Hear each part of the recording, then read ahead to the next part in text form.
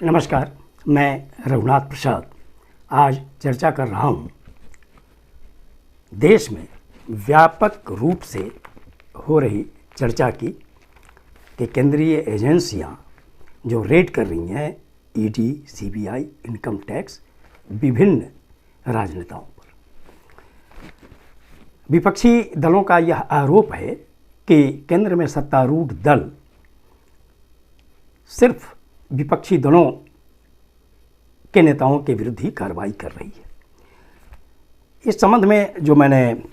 आंकड़े कलेक्ट किए उसके अनुसार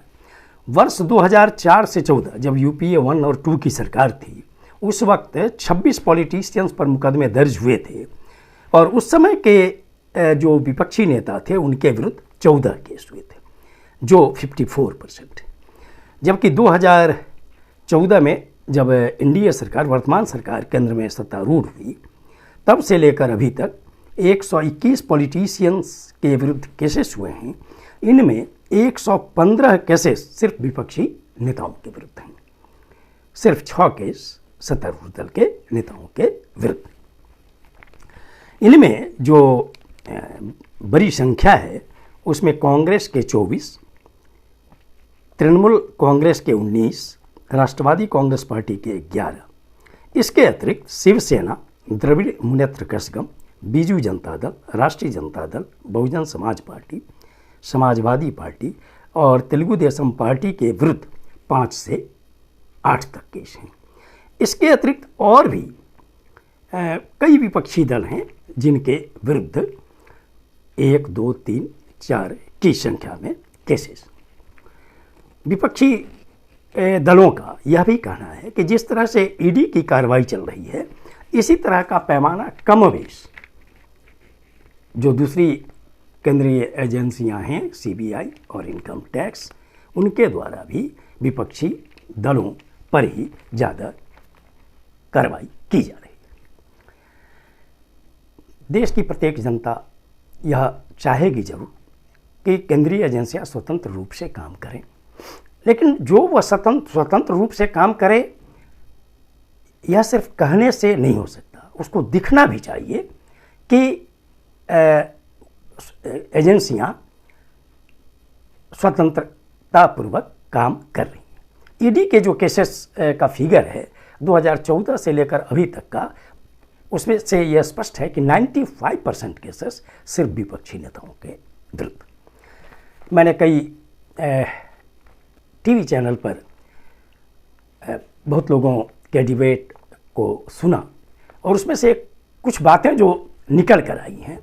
उसमें हुआ कि आखिर इन तरह की कार्रवाइयों का फलाफल क्या हो सकता है। जो मैंने विचार सुने कुछ ओरेटर्स के, तो उसमें मैंने देखा कि उनका कहना था कि विपक्षी दलों के लिए 3 तरह की दिक्कत हो सकती है पाना कि जो कार्रवाइयाँ हो रही हैं केंद्रीय एजेंसियों की, तो उससे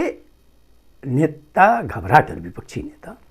समझौते के मूड में आ सकते हैं, या कुछ राजनीतिक दल समझौते के मूड में आ सकते हैं, या अपने गतिविधि को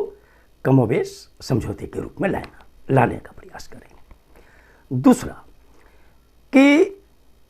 इस तरह की कार्रवाइयों से पार्टियों को जो चंदे मिलते हैं उसमें दिक्कत होगी, चूँकि जो चंदा देने वाले लोग होंगे उनमें भी एक भय पैदा होगा कि आज पार्टी नेताओं के विरुद्ध हो रहे हैं, लेकिन हमारा भी नाम अगर खुल जाएगा तो हमारे विरुद्ध भी कार्रवाई हो सकती है। लेकिन इसका एक अलग पहलू भी है कि यदि बड़ी संख्या में, चूँकि 2024 के लोकसभा चुनाव में अब सिर्फ 1 वर्ष का समय है,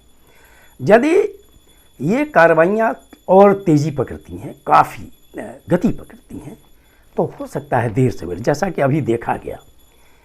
कि जैसे दिल्ली में श्री मनीष सिसोदिया की गिरफ्तारी हुई, या अभी श्रीमती कविता से जो पूछताछ चल रही है, तो वैसे भी दल जो एकजुट नज़र नहीं आ रहे थे, धीरे धीरे लग रहा है कि वो एक दूसरे से बात करने की कोशिश करने की स्थिति में जरूर आ गए। तो यह हो सकता है कि यदि ये कार्रवाइयाँ बहुत बड़ी संख्या में होंगी तो नहीं चाहते हुए भी, विचारधाराओं के